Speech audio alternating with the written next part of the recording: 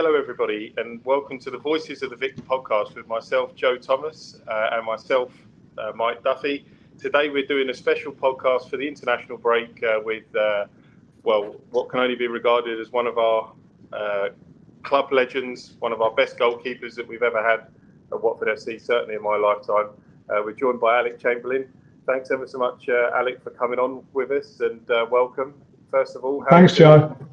Thanks, Joe. Thanks, Mike. Yeah, I'm fine, thank you. I've been down to Vicarage Road a couple of times recently, so I was pleased to see them. They beat Sunderland 2-1, and then the win against Blackburn recently. And I saw a couple of cup matches as well earlier. So the Carabao Cup games against Milton Keynes and one other that escapes me now, but Plymouth. That's right. So. So I've seen them 4 times this year, Watford, so it's quite good for me. Yes, things are going well at the moment. Obviously, we've got a great win yesterday, which I'm sure you had one eye on yesterday. It was fantastic to get such a big away win. All the fans were buzzing yesterday. There's been a lot of positives going around on social media, hasn't there, Mike? Yeah. How are you doing as well? First of all, after the victory yesterday, and obviously we've not spoke for a little while. So how's things? Yeah, very good. And like you say, it's great to be doing these. It's been a while since we've done an ex-player interview, and as you say, coming off the back of such an emphatic win, I raced home after my run yesterday to make sure that I watched the game.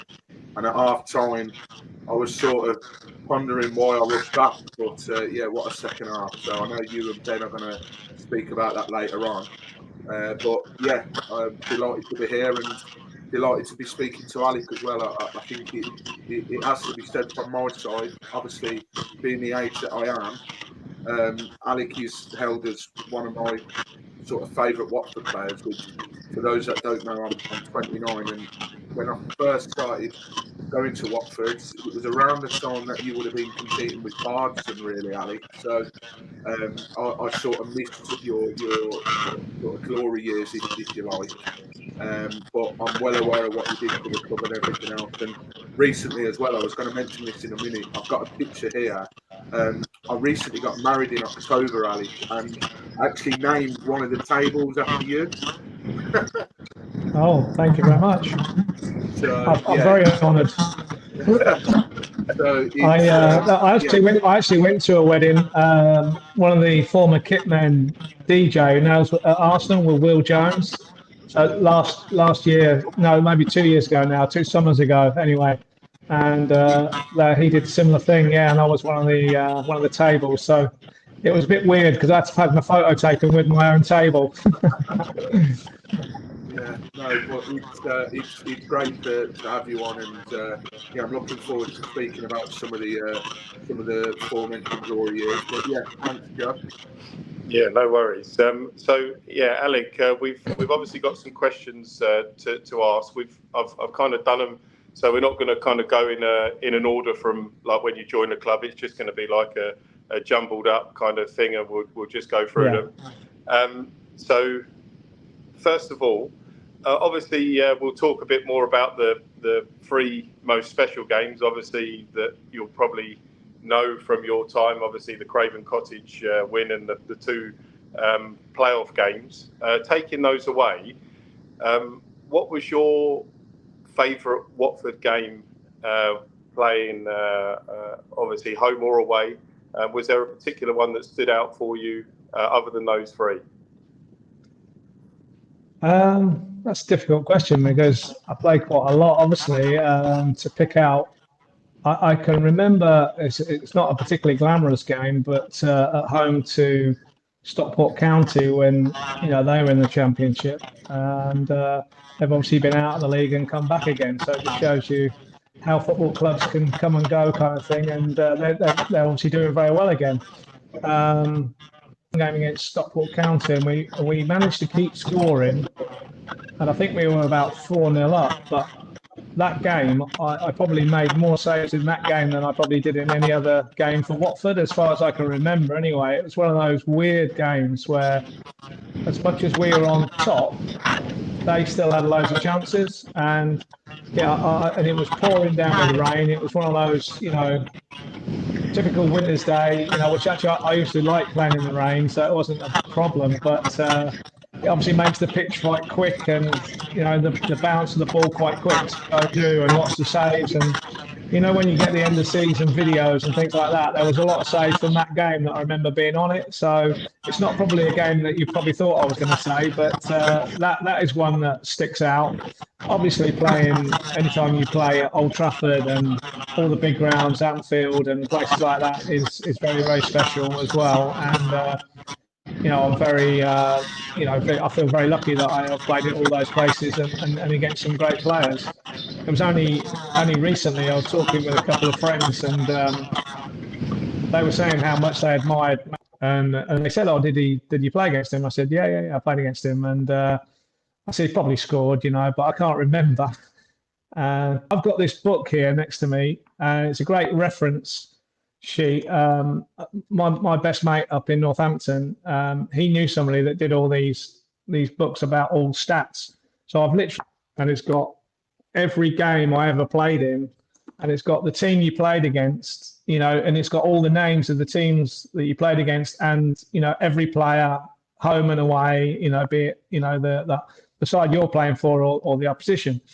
And it gives you the date, it gives you the crowd attendance, and there's a little bit of a one-liner about every game. It's incredible. And I got it done for a couple of friends of mine, like Malky Mackay and Sean Dyche. I got it done for their careers when they retired as well, because it's really something nice to keep. And this EA thing, I went and referenced it, and it was 6-3 at the Dell. I have to say I was playing for Luton at the time, so you'll be glad that we got beat 6-3. But the team that you play against, this is where you look back and you play against some incredible players. I'll have to find it now, but trust me, it's on my phone actually. So if you go through their team, you forget a lot of the players that you played against, and the fact that Russell Osman was still playing for Ipswich earlier. So Southampton that day was Tim Flowers, Jason Dodd, Francis Benali, Jimmy Case. I mean, you probably won't even remember him, Mike. You know what I mean? Do you remember Jimmy Case? No. But he was amazing midfield player, hard, a silent assassin, really. A bit like Souness, but with less to say. He was very, very, but a good midfield player.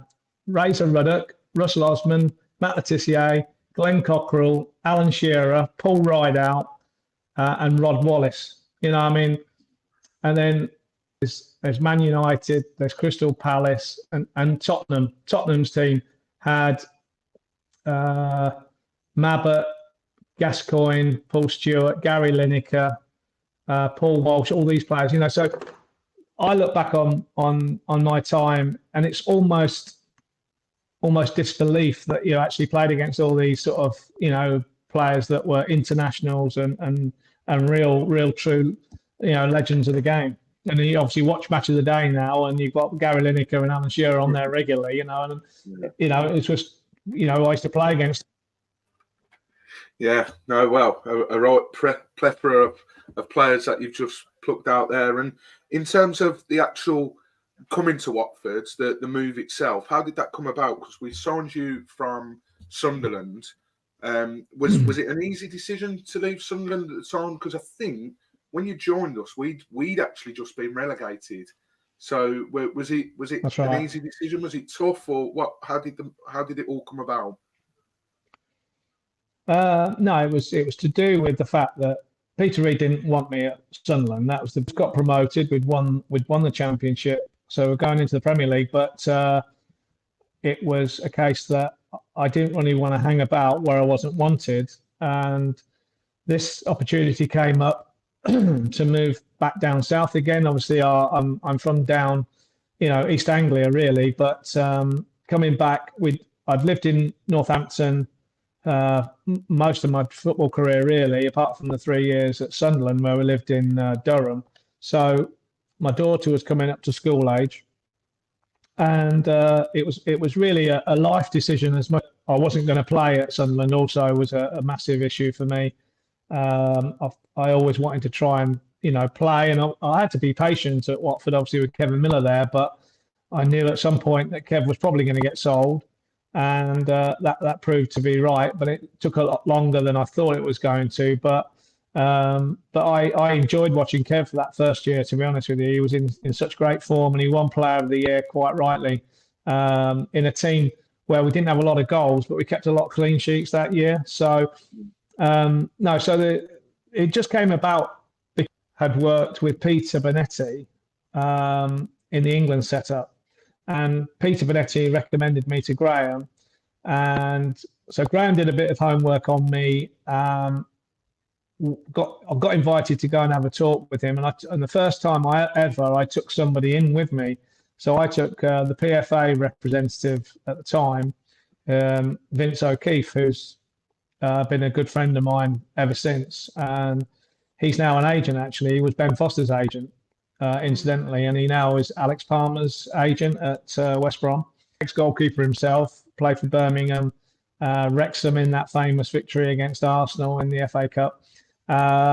So Vince came in with me, and Graham obviously talked quite a bit, as you'd imagine, and explained the situation with Kev. Explained about the club and obviously the ambition. He was taking a back seat from the management that year. At that time, he didn't even realise that he probably was going to come back into it. He was more of a general manager. So he was representing, obviously Kenny was the manager that year. So it all just fell into place. My daughter got nicely settled into school. Then that was in, so she was coming up 4, nearly 5. We'd actually bought a house in Northampton because I knew I was going to leave Sunderland come what may. It was one of those situations where we got the house and got the area sorted because we knew it well, got the school sorted, and obviously then the issue really with Graham was the fear of within 25 miles or 45 minutes, and because obviously it was so big and quite rightly strong on the community side of the club, so that we do bits and bobs after training. And when I explained, though, why I bought in Northampton and the fact that technically I could get there in 45 minutes, or you wouldn't do it now on the M1, but in those days you might have had a chance. But I mean, you would have been racing a bit. He actually said, no. He said, I understand. He said, I'm big on family. Been to that meeting as well, and so he bent over backwards. Really, he took that clause out of my contract and allowed me to then commute. Which was 50 miles, not 25. And, most days it would take, over an hour. But later in my career, it probably took more like 2 hours every day. You know what I mean? It was getting more and more difficult. But so that was all really how it all came about. I was happy to come back south again, get my daughter settled into school. Was a club obviously that I knew well. Obviously, I knew there was a little bit of that. Well, a little bit. There was that rivalry between, and at the back of my mind, there was a little bit of an issue about obviously having played for Luton. But I think the fact that I'd had 3 years in between at Sunderland helped, and possibly the fact that I didn't go straight into the side, it might have done me a favour. That Kev was there, and I only came in. I think I played 4 games that first season. That was all, and the rest is history, sort of thing. The fans never really held it against me.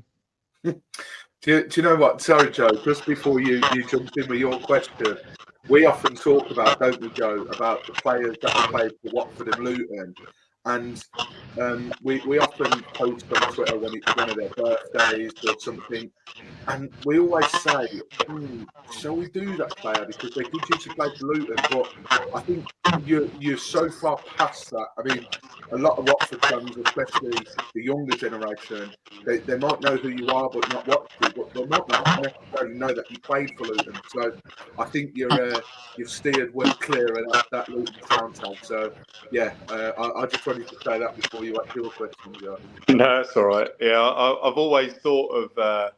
It's funny you say that when you think of all those players. Like there's never really an issue. Obviously, once they play for Watford and they show their passion for playing for Watford, you kind of fall in love with them. And I think that was obviously, Alec, you'll remember this. Before I ask my next question, I'll just touch on this. Do you remember the game when we played Luton in the Cup and we lost 2-1 at Vicarage Road? Yeah. And I believe, obviously, I think you were in goal that night, weren't you? And I was, yeah. Springy scored that unbelievable, unbelievable goal. Yeah. It's still one of, I think, for me personally, one of the best goals I've seen from an opposition player at the Vic. I mean, the way he hit it, it just It's probably one of the best goals that I never got anywhere near. It was some strike, wasn't it? But yeah, that was unfortunately, not a great night all round, really, from our point of view, because there was trouble. It was delayed, and then the game went as it was, and so it was a very disappointing night. But then Springy obviously came and played for us much later, didn't he, as well, and did so well. Yeah, exactly, and that's what I mean. Like, although he did that, like the things that he did for Watford when he joined Watford, I wouldn't say he'd be in my all-time favourite 11 at Watford, but it'd be close. I mean, he was a great player. He was versatile. He could do a lot, and he scored a lot of important goals. So yeah, the whole Luton thing kind of went out the window. Some of the goals he scored for us. Didn't he score at Crystal Palace in the semi-final? He did. Yeah, he did. Yeah, he scored the third goal as a superb goal, and not his sort of finish really either. Like, he was renowned for scoring his long-range goals, but he kind of picked the ball up on the edge of the box, cut inside, and put it into the top corner as a superb goal. But yeah, so obviously we'll touch on GT a little bit. Obviously Graham was, as we all know, like he's always going to remain a legend at the club, and certainly my favourite manager. I met him a few times, and he was one of the nicest people you could ever meet. What are your fondest memories of Graham, and how good was it to play under his management? Like, how good a manager was he, and his team talks? Was he a real motivational kind of person, or was he kind of straight talking?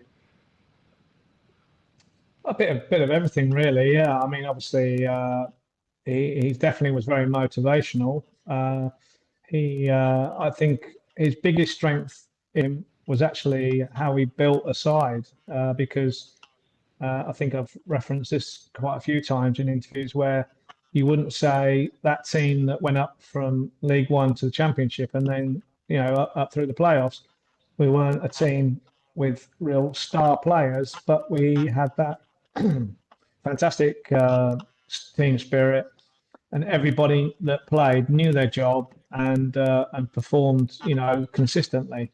And I think that was what Graham was great at. I mean, picking Nicky Wright and Alan from Carlisle were masterstrokes. He saw things in players that probably other people didn't. Obviously, he would have had scouts that would have possibly helped him and pointed him in the right direction. But I think in those days, to be fair, they did a lot of that leg work, or those miles on the motorway themselves.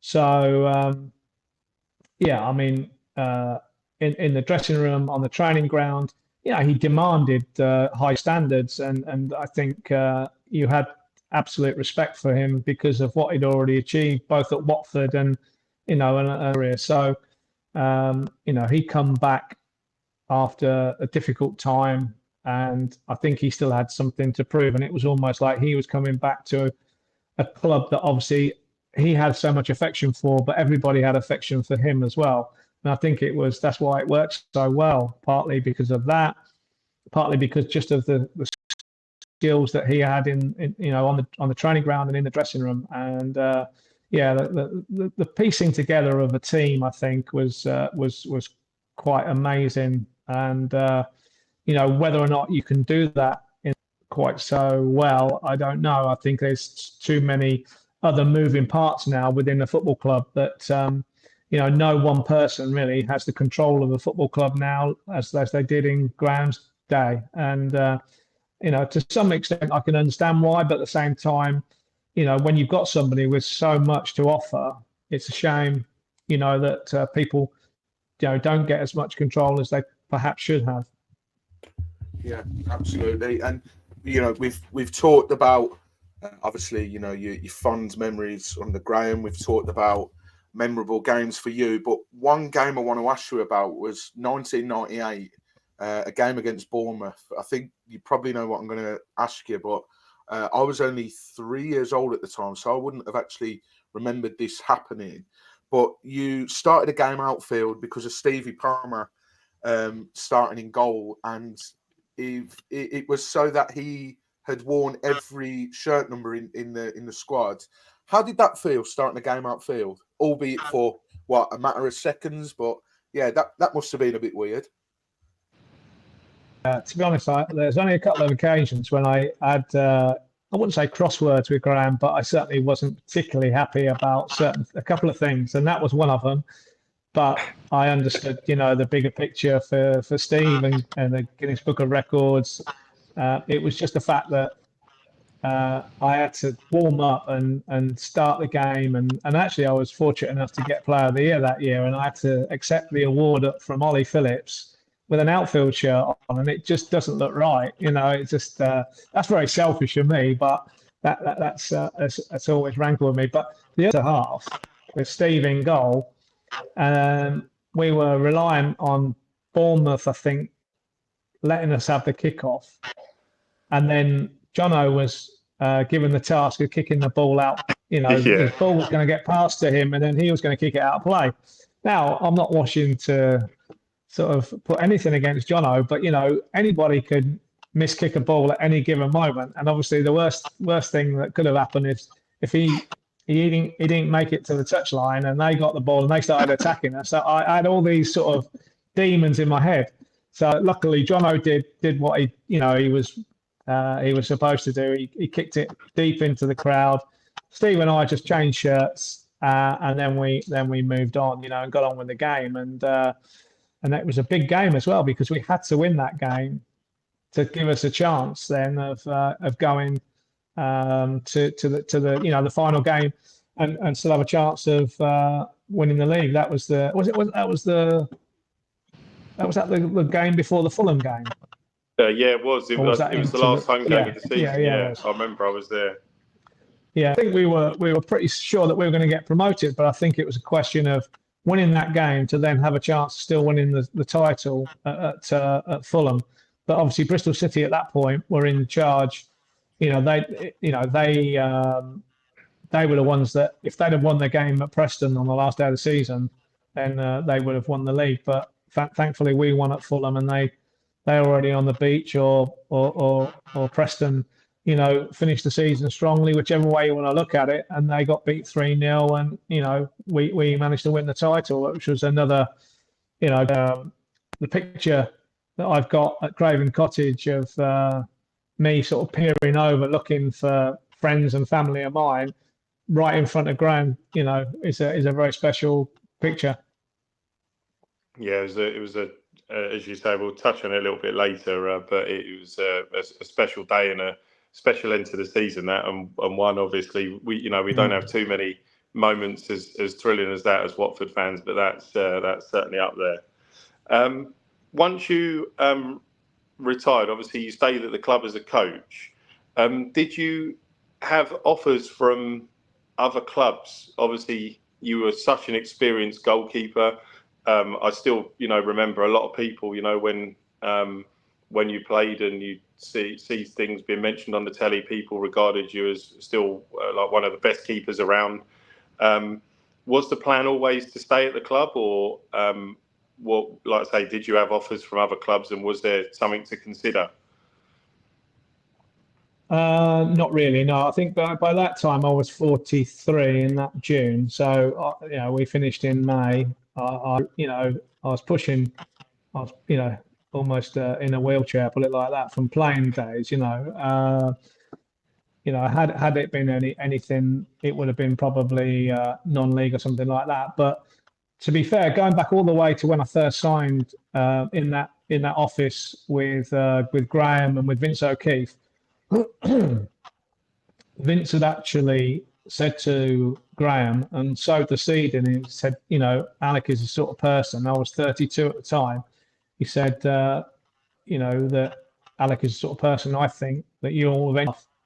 And Graham said, I wouldn't say you're wrong. I've got a lot of respect for what he's done and this, that, and the other, And he said, but obviously, we'll see how things go. But really and truly, that's exactly what happened. So moving forwards, and by this time Ray Lewington was manager. So obviously Graham had left. We'd gone through the Gianluca Vialli era, and then Ray took over. And Kevin Hitchcock, who obviously was a revolution. I'd never had a goalkeeping coach full time before in my career. Peter Bonetti had come in 1 day a week at Watford and at Luton previously, but having someone there every day was great. Anyway, Kevin then got an offer to go to Blackburn with Mark Hughes. So Ray pulled me in, and by that time I would have been 39, 40, and just said, look, you're obviously experienced enough. Can you combine both a coach role for a little bit? So it was almost like a natural progression, really. That's what I'm saying. And so for me to stay at a club where I'd had such a good history, and doing a job that obviously I really enjoyed, to then at 43, so by this time, Adi Boothroyd was the manager. And so Adi just said, right, end of your career, instead of being player coach, just take on the goalkeeping coach role. And that's what I did. So right up until that point of being 43, I always got to the dressing room. And I wasn't really part of the meetings and all the planning and everything like that the staff did. But at 43, then I moved into the staff room, and then, had to really start earning, and working for a living a little bit more, because, when, there's obviously a lot more goes on behind the scenes than does when you're a player. You turn up, there's a lot more to it now as well. I will say with players, they're there early. They get looked after fantastically well. They get breakfast, they get everything laid on. But in those days, we would turn up. We might have started to have a little bit of, well, certainly had lunch after training. But basically, once you'd finished training, had your lunch, you were free to go. Not always the case now. I think players do a lot more gym work and things like that in the afternoons. But obviously then when I moved into being a staff member, after lunch, then there was, other bits and bobs to do because there's always another match to prepare for. And but no, I a long-winded answer, but I never looked anywhere else. I never listened to any other offers because I always wanted to stay at Watford. So I'd had, so much enjoyment and success as a player, and I wanted to try and keep that going as a member of staff. You mentioned briefly there, Alec, about that season where Boothroyd come in, and I mean the previous season to that, we obviously sort of stayed up almost by the skin of our teeth, really, and I think we were favourites to go down that season as well. It was the 2005-06 season. You were still registered as a player, and me and Joe were actually talking before you joined, and you actually played a few games in that season. Was that completely out the blue? Did Boothroyd say, look, if one of the keepers gets injured or sent off, you're the man that's going to be coming in? Because I was at the game at Leeds where Fozzie got sent off, I think it was, and then you come on. And then you also played that game at Brighton, the game after, where Eagles scored from the halfway line. So I bet that was that was quite odd to consider, where, obviously starting at Watford the 10 or so years before, to still then be playing competitively. And that team was a good team. I mean, we often speak about it on the podcast still to this day, because that team, where the quality of the players before the season might not have been known to the fans, one thing which we did have was passion and fight and the desire, which is what we're slowly seeing Tom bring back into the team. So we often talk about that team, the 0506 one, all the time recently on the podcast. So was that something that you wasn't quite expecting to play? I say as many games, but play games that season because you're a little bit older. Yeah, I probably didn't know. I mean, once Ben had got into the side and was doing so well, obviously I was more involved in keeping him ticking over and keeping, helping as much as I could with, his game. But I think that there were problems with Richard Lee getting injured. I think he was very unlucky at times. Richard, he had various injuries. He broke his elbow and he broke his cheekbone when I was on the bench for him playing at Coventry. What happened around that time? But I obviously kept training myself, and even though obviously physically, you watched us train, I was not, like Fozzie was so athletic, so but then technically I still had good hands, and I obviously would still be able to move around, and do what I needed to do, and positionally and experience wise, and talking, or things like that. I probably could. There was elements of my game that I could still probably do better than Ben at that time, but he was obviously a lot more athletic, let's be honest, and he could kick the ball a country mile. But yeah, when he got sent off at Leeds, that game, I went on and unfortunately, conceded the penalty, and then we ended up getting beat that night. But I knew then I was going to have to play the next game because of the situation with Richard, and it was away at Brighton, and that ended up being the very last game of my career. All those lovely grounds and everything like that I was talking about earlier. My final game was at the Withdean, which running track round the pitch. Running track, it wasn't that glamorous. Let's put it like that. So you had the porter cabins at the top of the hill. We had to walk down these steps, and me and Malky laughed as well, Malky Mackay, because that was probably one of the only times I played a full game with Malky in the first team. So, but we kept a clean sheet. So that's a nice way of finishing. That's for sure. So I didn't expect to play a lot, but I always sort of natural professionalism that I wanted to keep myself fit and ready in case I was needed. I knew I wasn't going to be needed very often, but there's these sending offs with keepers is not that unusual. I had it myself, didn't I, at Crewe one day, and so Lenny Pidgley got in and kept me out the side for a while. So there's always a chance. You're on the bench. I had the same thing with Richard Lee when he broke his cheekbone. I had to go on at Coventry. So all these things happened really late in my career. So it was almost fate, that I kept a little bite of the cherry. Yeah, I actually I was going to say I remember that Brighton day fondly. It was we'd actually had a really good start to the year away from home there. We'd obviously beaten Luton at the start of the year. We then played Norwich away, where Springy scored that last minute goal for us to win 3-2. We then went to Sheffield United and won 4-1, and obviously was on a really good run of form away. But obviously that Leeds game just broke things up a little bit, and unfortunately things didn't go our way. But yeah, that Brighton day was. Obviously, I wouldn't say we were all nervous, obviously, with you being in goal, Alec. We obviously knew how good you were over the years, but obviously knowing you were a little bit older, it was just kind of a concern that we kind of didn't have much else going if something was to go where we'd end up with as a goalkeeper. But yeah, I was glad it was. When I came out with my Zimmer frame, you're probably a bit nervous, weren't you?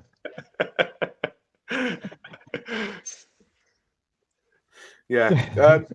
You mentioned obviously you were coaching at the club, and we spoke about this before we hit record. And I know you've already given me an answer, but just so people that watch might be wondering, you're at the club for so long as a goalkeeper coach. In fact, I was only watching the other week. I think it was after the Man City game, or in the build-up to the cup game against Man City.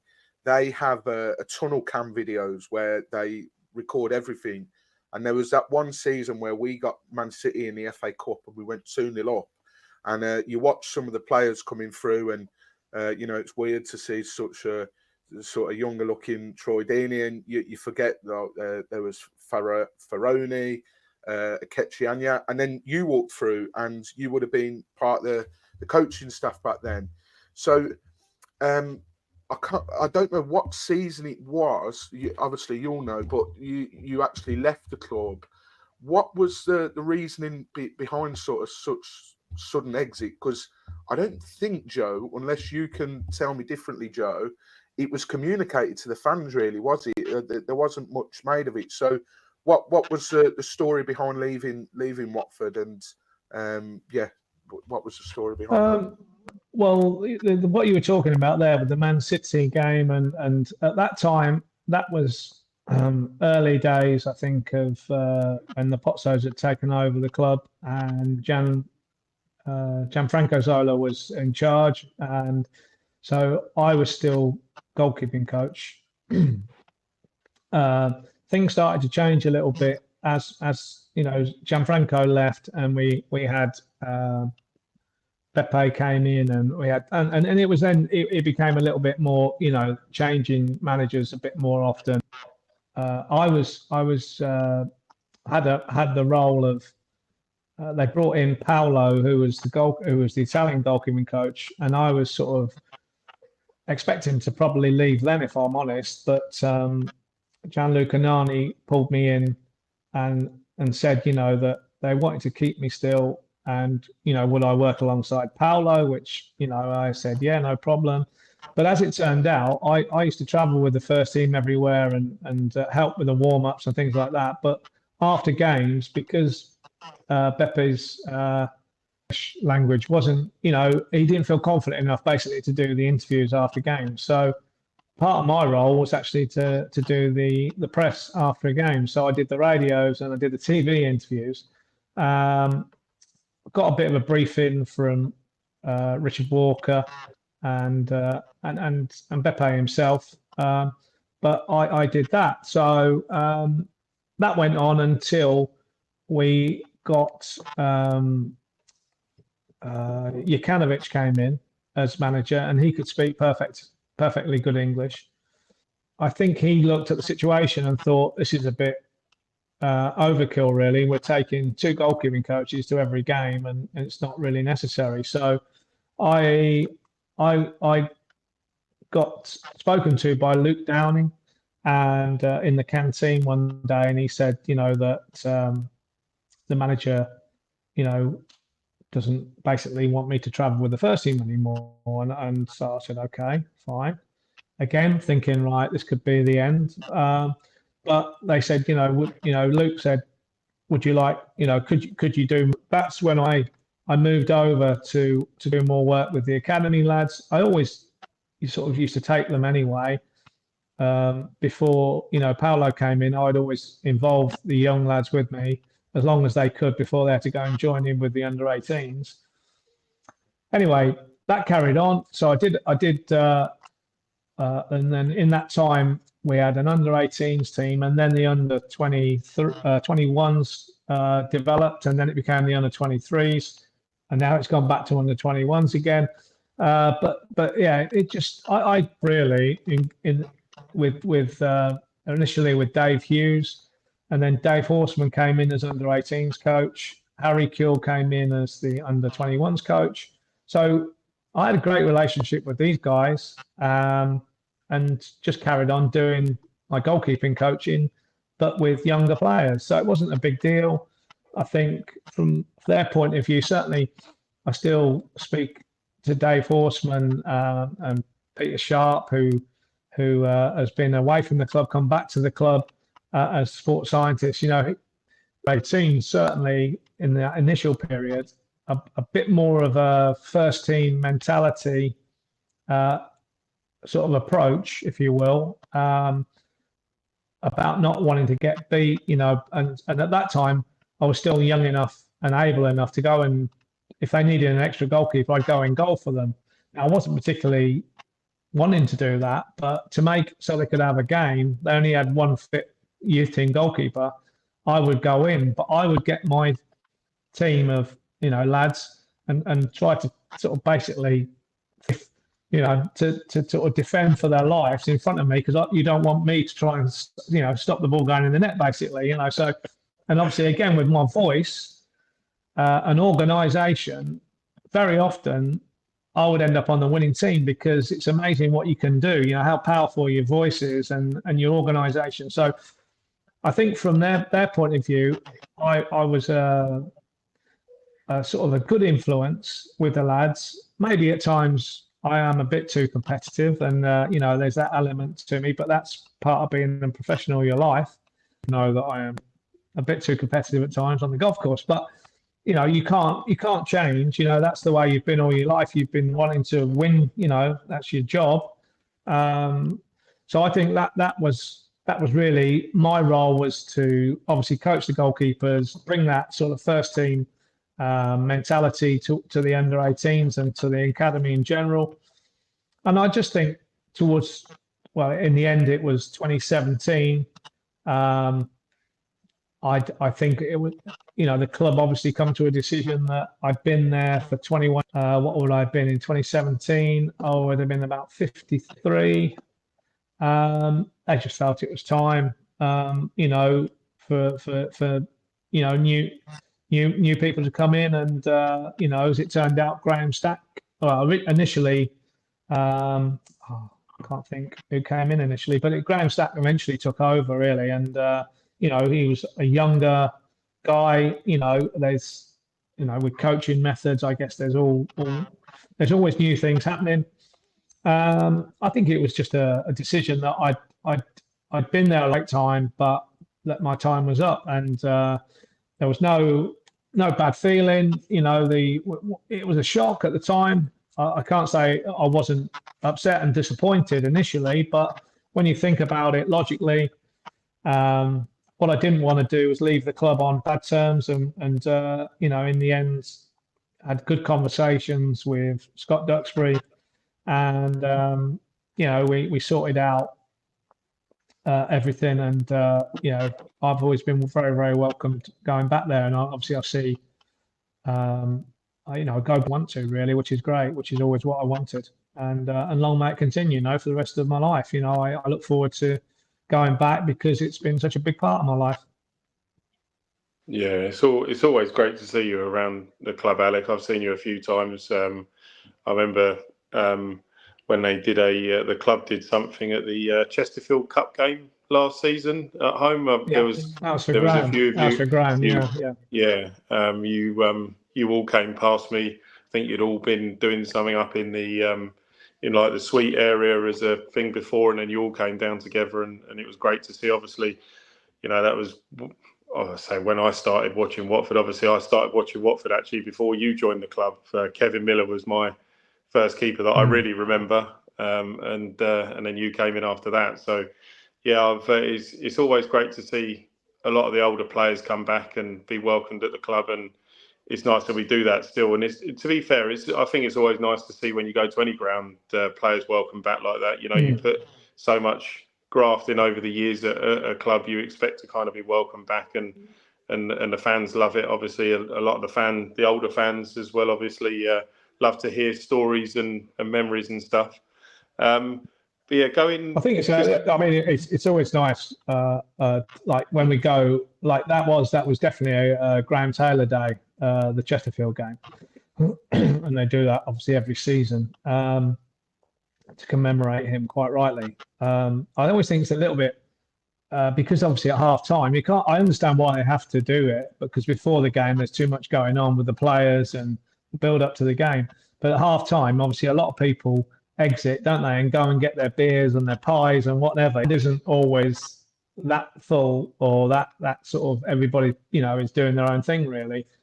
So it's a little bit of a shame at times, but I think the people that know or want to stay and listen, they do, and as I say, we always get a fantastic reception.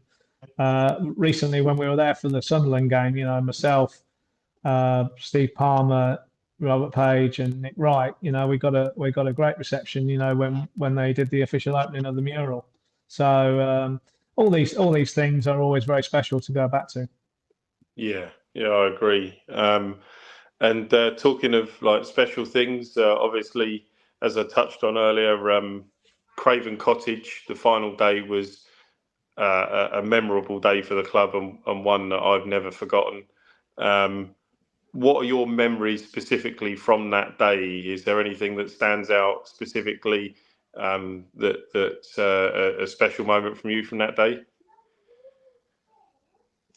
Like most things, really, in itself, probably it doesn't stick in your mind particularly that much, other than I remember Peter Beardsley playing, obviously Paul Bracewell played for them as well. So I remember, they had a good side, and it was always going to be a tough game for us. But obviously we had a lot to play for. I think, did they have a chance of getting in the playoffs though? I'm not 100% sure on that, but I did think there was something on it for them a little bit. But we just had that much more desire, and Jason Lee scored, and the big moment for me, because all the time you're watching or you're in the game, you've got to concentrate, you've got to make sure you don't make any mistakes. It's just the relief and the joy of winning the game, and knowing, obviously through the supporters, that Bristol City were getting beat.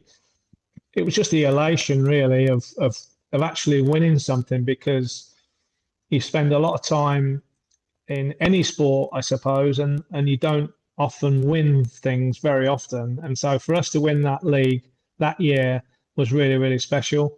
So that time at the end of the game, where the crowd came onto the pitch, and we were wearing that new kit, weren't we, and the celebrations in such an old traditional place like the Cottage, it was brilliant. And now when you look back and you see the photos, it does bring back fantastic memories. And I mentioned earlier the picture outside the Cottage, with Graham.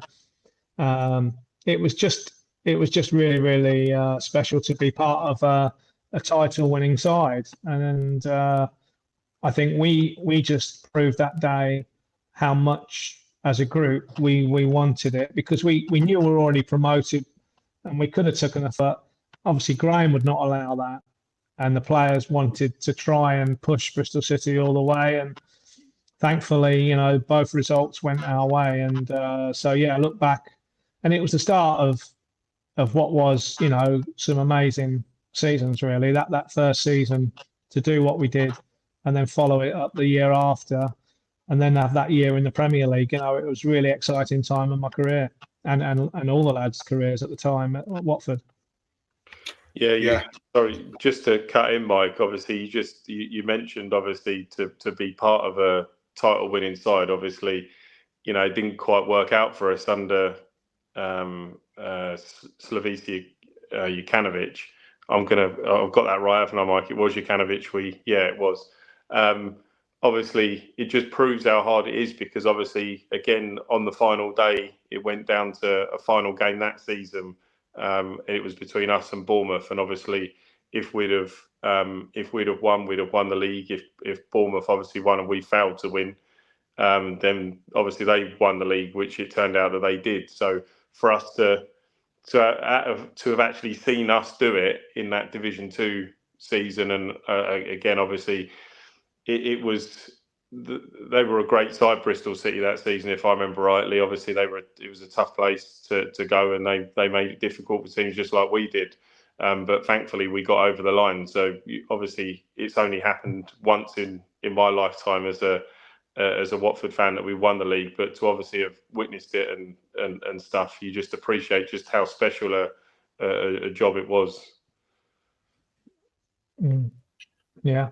Yeah, we had a couple of disappointments along the way, but that one at Fulham was great. The one that sticks in my mind that was so disappointing was when we got all the way to the playoffs, and we'd had that, I suppose, historic game against Leicester. In the playoffs, I was coaching at that point under Gianfranco, and we beat Leicester in that dramatic, goal, and Troy scoring the winning goal, and to then go to Wembley and really not turn up. That was the biggest letdown certainly in my coach, I really did think, we had more than enough to win, and probably, in all honesty, we shouldn't have even been in the playoffs that year. We should have gone up automatically. We had a really, really strong squad, but we dropped too many points against teams in the bottom three. I mean, if we'd have turned those games around, we'd have gone up without needing the playoffs. So, but that's history. You can't rewrite it. But certainly, I think there's certain things that we could have done better and differently in that season. Joe's just asked you about Fulham. I'm going to jump forward a season and talk straight about the Birmingham City game. Now, again, I would have been too young. I think I would have been 3 or 4 at the time. But being from Birmingham myself, it's one that I hold over a lot of Blues fans still to this day. And even more so that I mentioned earlier, you were named after one of the tables at the wedding. I stuck a couple of Blues fans on that table for good measure as well, just to rub it in even more. But I don't remember the game. My dad was actually in the Birmingham end that season. How he made it out alive, I don't know. But you made some incredible saves in the actual game itself. And I mean, I've only ever been to St Andrews once, where I've come out of there thinking, wow, that's one hell of an atmosphere. And obviously, like I say, I've got a lot of Birmingham City supporting mates, and a lot of Watford fans say the noise in there that night was absolutely deafening, and it must have been really intimidating to play in. But going into that penalty shootout, especially after the 2 incredible saves you made, you must have been going into that brimming with confidence. Yeah, I mean, I think the confidence really was the fact that we'd done a lot of homework and a lot of preparation, probably is a better word, from the outfield player's point of view, not my point of view. Obviously, I'd been in goal with Chris Day. We'd done so much prep and penalty, practice, so that Graham was so meticulous with it. From the time that we'd qualified for the playoffs, we were doing it on a daily basis, where people were walking from the halfway line. I know you can never recreate the atmosphere that was in St Andrews that night, but you can sort of try and get that muscle memory of taking a penalty and having that feeling every day of doing what you do. And every penalty was marked down, and the best 5 penalty takers were chosen. And then, after that, for sudden death, ones were picked. So I think we were relieved in a way, because the way the game went, even with 10 men, we were second best on the night. We'd got through a pretty quiet, it wasn't a very eventful extra time, as I recall, but the penalties were looming, and that's what it was. But as much as obviously it's important to make one good save, and the other save wasn't a great save, it was just a poor penalty really from Chris Holland. The admiration I've got is for the players that took the penalties. I have to say, standing up, as you say, in that atmosphere at the Birmingham end, and for them to deliver what they delivered was really incredible. So it was, as ever, it was a team effort. It wasn't about, one person. It was about everybody doing their job. Unfortunately, Steve missed his penalty, but he tried to do what he was doing. He just didn't hit it right on the night. But everybody else, I mean, they were almost like millimetre perfect. I remember Pages scraping the underside of the bar and going in, and so it went on and on and on. I think you just feel in the end that it's just a numbers game. Eventually, you're going to save one. It's taken such a long time from the first penalty save to then go into sudden death. Then you realise that, you do, obviously, then it does get a little bit slightly more nerve-wracking, because you know that everything is going to matter even more so. And but we we were fortunate that we had some mentally strong lads that could take penalties and deliver under the utmost pressure. And it was certainly the highlight was to play at Wembley, but that night in particular was so special and probably the highlight of my career because of the way the game went and everything that's been spoken about. But to actually then go on and play at Wembley and I think that gave us so much belief that we were going to go on. It was almost, we felt written in the stars that we were going to win at Wembley, and confidence and that self-belief, as long as you don't become complacent about it, which we certainly weren't. But I think that nice sort of almost semi-arrogance that you're gonna go out there and you're gonna perform, and the lads did it again at Wembley. So really special times with a very special group of people. Yeah, it was. It's a night I've never forgotten. St Andrews. My dad was really kind and let me skip school, and we went up early, and it was. I'll never forget it. If I remember rightly, I have got my ticket somewhere still. I think I definitely know I was in row X, and I was kind of like dead central behind the goal, obviously towards the back. It was second row from the back, and it was a weird two legs though, wasn't it, Alec? Because obviously Michel Ngongi scored within the first few minutes at home, and we were definitely the better side over the in the first leg. Obviously, I remember Wrighty hit the bar as well, didn't he? And we were unfortunate not to get a bigger lead. And then in the return leg, obviously it was a really scrappy goal, wasn't it, from Dele Adebola in the first sort of couple of minutes. I think it was like about a minute and a half into the game, wasn't it? And then we were kind of on the back foot for that game. So yeah, it was definitely a strange two legs, but to come out obviously from the shootout winners and know that we were going to Wembley, obviously to have that experience of walking up Wembley Way as a Watford fan with the Twin Towers and stuff was just a truly special moment, I think, and probably definitely, you as I mentioned before, obviously you take away the most obvious games out of your favourites, but if you're talking about it as a whole, like that game there is probably up there as being one of the favourites. But just to kind of touching a bit more on it, obviously you did just mention it a little bit.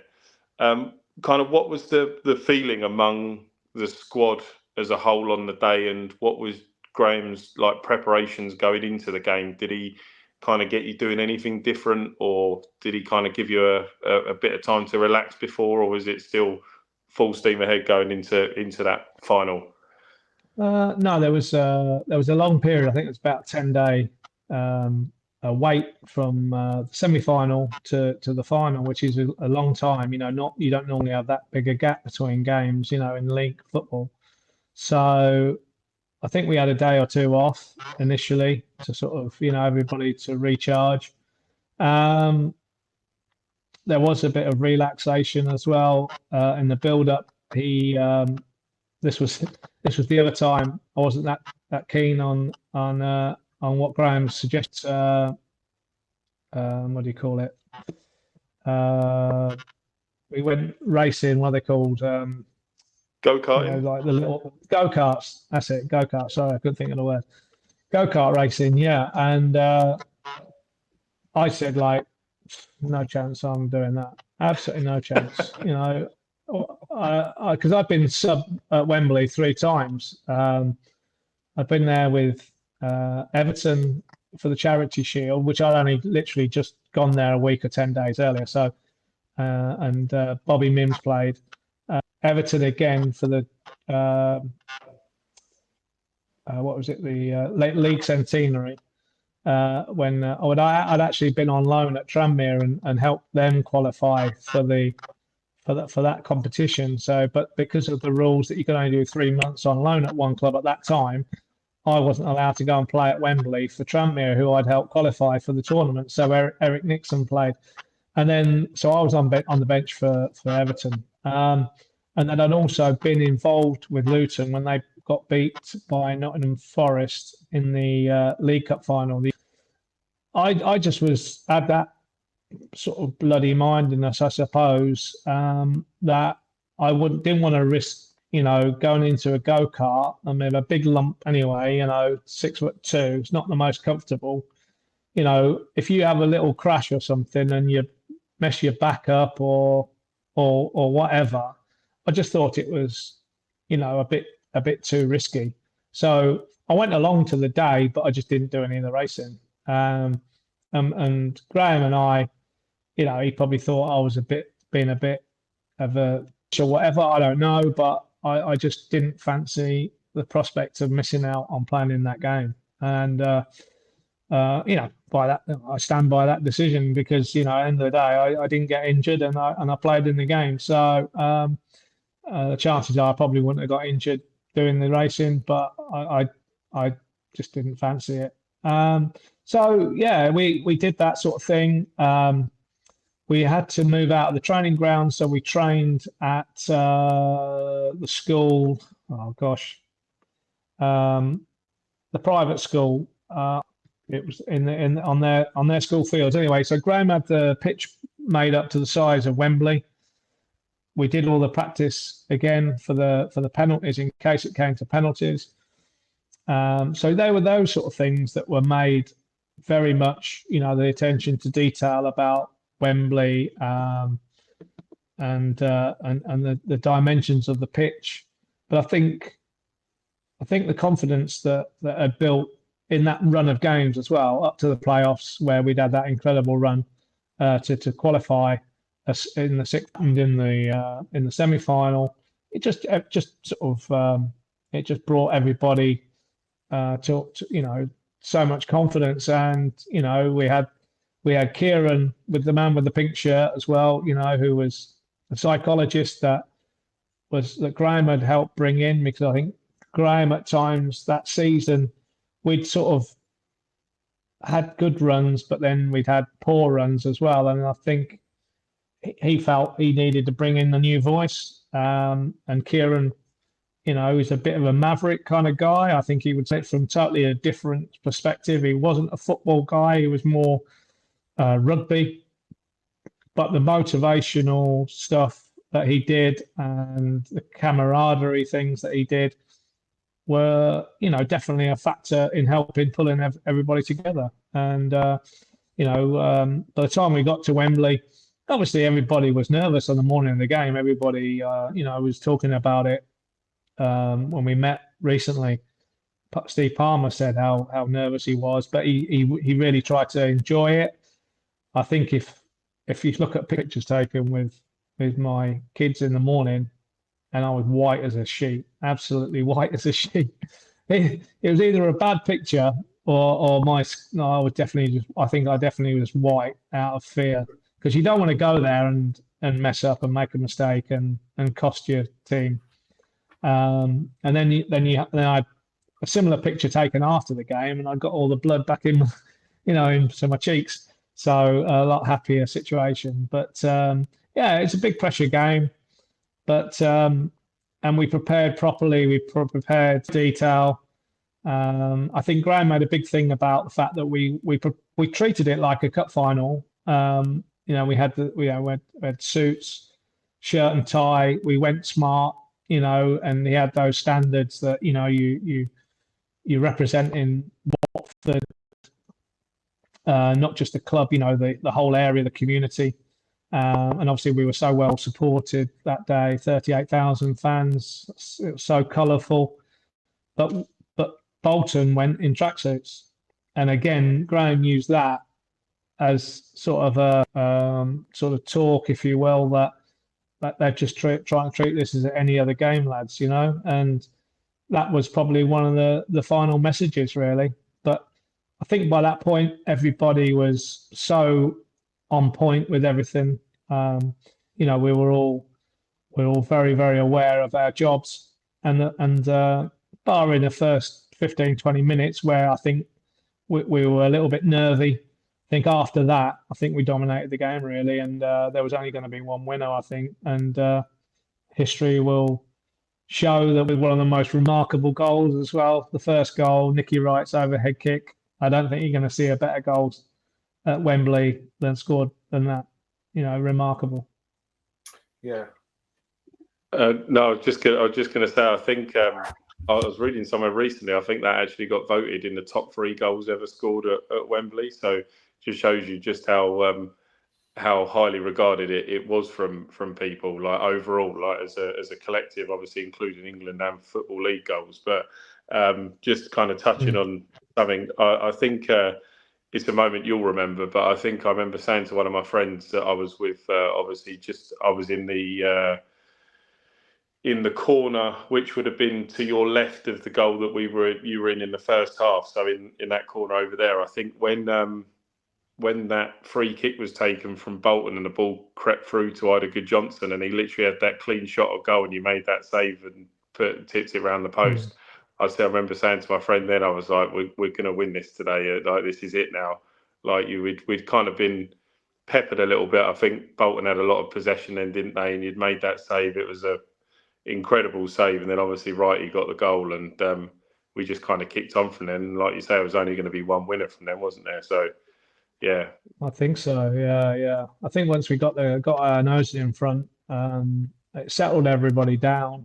And second half, I don't think I had too much, hardly anything to do at all. We defended really well. We got the second goal, and everybody could actually enjoy that last 5 or so minutes, 10 minutes. And again, it's been well documented that I think it was Klaus Jensen out of yards and he ballooned it over the bar, and I jump up and sort of swing off the bar, and it's just pure, schoolboy joy that, A, that he hasn't hit the target, but B, you've won the game, because I knew that by that time we were well into stoppage time, and I pretty much guessed that I think Pagey had asked the ref, and I don't know if he'd told me or whether I could see him, and I thought this has got to be the last kick. And I literally take the goal kick, and the referee blows his whistle. So, now of Nigel Gibbs getting off the bench and giving Graham a hug, Tom Whalley being there giving Graham a hug as well. It was you're talking about legends of the football club, and Nigel having the disappointment of playing the semi-final and not playing the final, and yet you would never know. He never ever, spat his dummy out. He prepared professionally and then didn't even make it onto the bench. It was a real close. I am still close to Gibbo now, and you felt so desperately sorry for him. He deserved to be on the bench, but that was Graham. He was ruthless, and he obviously felt he had to have certain other positions covered. And in those days, there was only 3 subs. Nigel would obviously have made the bench had there been 4 or 5 subs, but those days were only 3. So, it's right and proper that I give Nigel a special mention today for showing everybody what a professional in the good moments. It's easy to be a great pro, but in tough times, that's when you show your true colours. Absolutely. And what a momentous day for the club, which is still talked about so often. And obviously, you guys have been sort of had the mural in memory of said game as well. And just the next season, I just want to touch on obviously the Premier League. You'd worked so hard to get there, and you were injured for some of the Premier League seasons. So how tough was that for you, considering how hard you'd worked to get there, and then bam, you hit with an injury? That must have been not only physically tough, that must have been mentally tough as well. Yeah, it was disappointing. I mean, as much as I think Graham had been badgered a little bit to go to the Isle of Man for pre-season for several years, and so he'd agreed to go. But I think looking back now, and certainly even although then it wasn't probably the best preparation we could have had.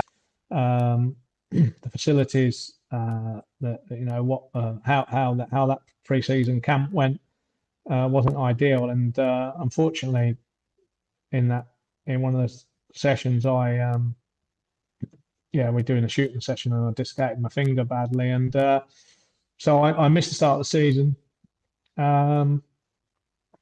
Chris obviously came in and did really well, and played fantastic game at Anfield. So my first game was at West Ham, and we got a bit of and I think it was sort of set the tone for the season, really. Certainly from my point of view, where I had quite a lot to do. I did okay in the game, but there's always, doing okay, but you're still getting beat, and you might make a bit of a mistake and you get punished for it.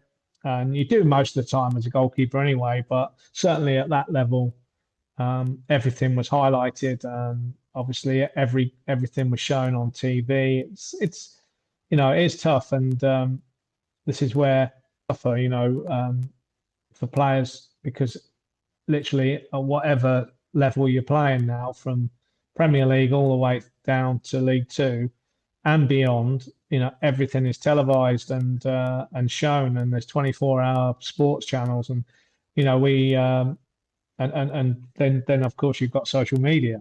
So I do think it's something that I suppose you grow into if you're of that generation, and you probably would have dealt with it better. It was probably new territory, and I know I found it difficult that year. I played at that level before for Luton in the old First Division, and now it's called the Premier League. Didn't really make any difference, but obviously you had now got teams with a lot more foreign players, coming in that were, obviously very good players. In fact, that West Ham game, Paolo Di Canio and Paolo One-Shot were the front two, and again, we were only talking about this. I was talking about this with Pagey. That front two performance, they was good as anything we played against that year. They were incredible, and the fact we only conceded two was something quite remarkable, really. But we just found it tough. We weren't greatly prepared. I didn't think in pre-season for the challenge that we had. That's not a criticism of Graham. It's just the fact that these things have to be planned before actually, in those days, in any other time, when you're going into a playoff situation, you don't know what league you're going to be in next year. Maybe with hindsight, we could have maybe changed our plans, but then Graham is a man to his word, and he didn't want to let people down on the Isle of Man. But I do feel that, looking back, it wasn't the preparation that we needed for the Premier League. And that's not blaming anybody, because ultimately we weren't good enough. The results tell you that. But I think you're going to have to give yourself the best chance. And that pre-season didn't give us the best chance. Not to do with my injury. That was just one of those things. But, the fact is, I think we were pre-season in terms of the preparation games-wise to then go into that season. Yeah, it was. It was a tough season. Obviously, it was great getting to see us play against. It was the first time, obviously, I'd seen us in the Premier League, and it was always a dream to see Watford in the Premier League. So to see us play up against some of the biggest teams at the time, and obviously, I think we did ourselves proud in a lot of games. I can remember going to Highbury and only losing, I think it was 1-0 there. I think we went to Old Trafford and got a bit of a mauling, but I think Jono scored what was our voted goal of the season that year. Certainly the games at home, obviously only losing, I think 3-2 to Arsenal, 3-2 to Man United. We'd given teams a real go that year, and we tried. It just obviously didn't come off, and you could see the difference in class, obviously at that point, unfortunately. And but yeah, fond memories. But just kind of finishing up on something a bit more fun. This is probably going to be a little bit tough for you, obviously, as you played for Watford and you were at the club for so many years. But are there 3 players in particular that you really enjoyed playing with during your time at Watford? Is there 3 that you could potentially pick out? Well, for sure. I mean, there's so many, but I think Nigel Gibbs definitely is one of those, because we were roommates as well, and the fact that I played for Luton and he was a Watford fan, and as he said, I became a born again Hornet. That was his. So he welcomed me with open arms and was always and always has been, great as a person, as a professional, and he's obviously had a career in management, in coaching.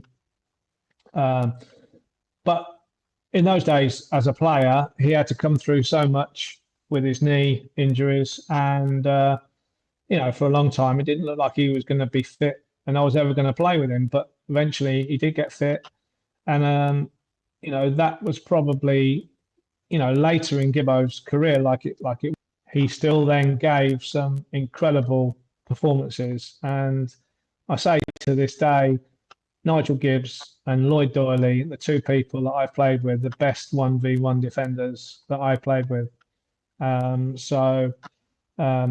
think Lloyd learned a lot from Nige, and different kind of players, but 1v1, you had to be a really, really good player. I mean, that game you mentioned at Highbury, I'm pretty sure that Gibbo played against Overmars that day and marked him out of the game.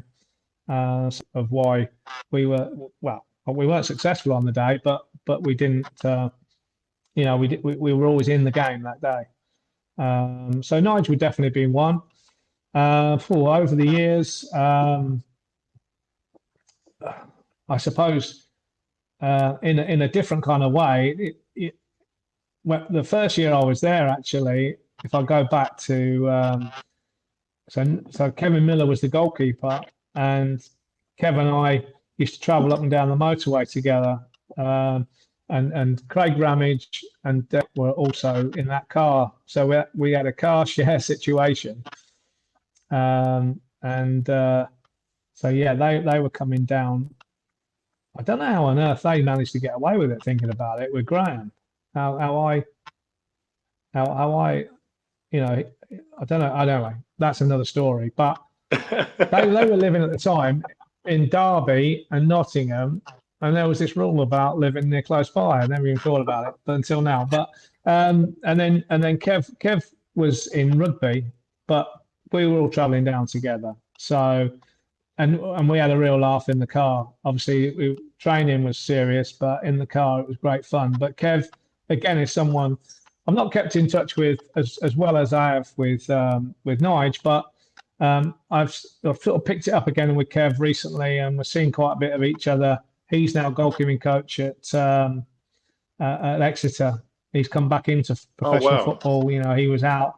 Yeah. So, and I've been to see games at Northampton when he's and at Oxford when he's been goalkeeping coach for Exeter. So, he was somebody I wasn't playing because he was the keeper that was playing, but I do believe even at 32, like any age, you can still carry on learning. And I think that year, watching Kev play and training with him, in a weird way, kind of, it did sort of inspire me a little bit. And it showed me how keepers can be different, different shapes, different sizes, but yet still be effective. And Kev was really, really good. I saw him. I thought he was excellent, and I got on really, really well with him. We had a great, great friendship on and off the training ground, and so I enjoyed my time with him. And then, somebody that is always full of mischief, full of fun, and is now back at the club, Paul Robinson. Robbo made his debut when I was playing, and from there on in, really, we've always had a close bond, and he calls me dad and I call him son.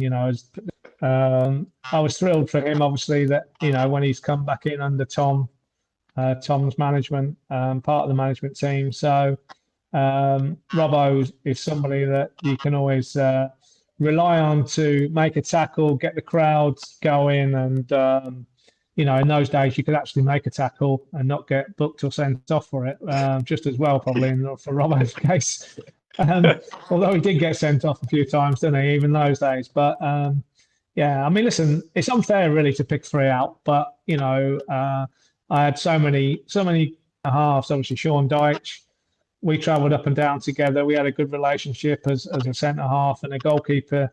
Malky Mackay, again, although we didn't play together that much, we had a great relationship in the coaching side of things. He was reserve team manager, and I sort of assisted him with that role, and so that was a different kind of relationship. But again, we've stayed friends ever since. So I think that's over the years, you play with so many people, and a lot of people that you bump into them. I bumped into Paolo Venazza yesterday at Oxford, and had a chat with Paolo. Another lovely lad.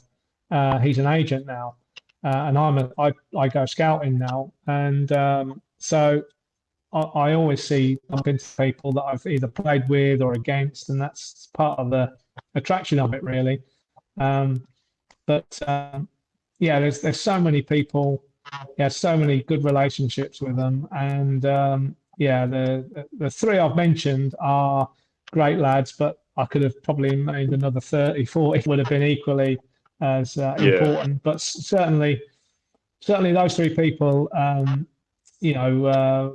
very early in my Watford career, made life very, very much more comfortable for me, and settled me into the club very, very well.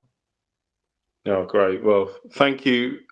Thank you very much for coming on, honestly, hearing some of your stories, taking the time with us to go through things. And I'm sure when we put the podcast out, the fans that listen will be delighted to hear some of the things you've said. So I can only thank you from the bottom of our hearts for coming on. Like I say, me and Mike, when I saw you at the mural and asked you to come on, honestly, it was such a weird and surreal thing for me, because, like I say, you are regarded, you're in my all-time Watford 11 without a shadow of a doubt.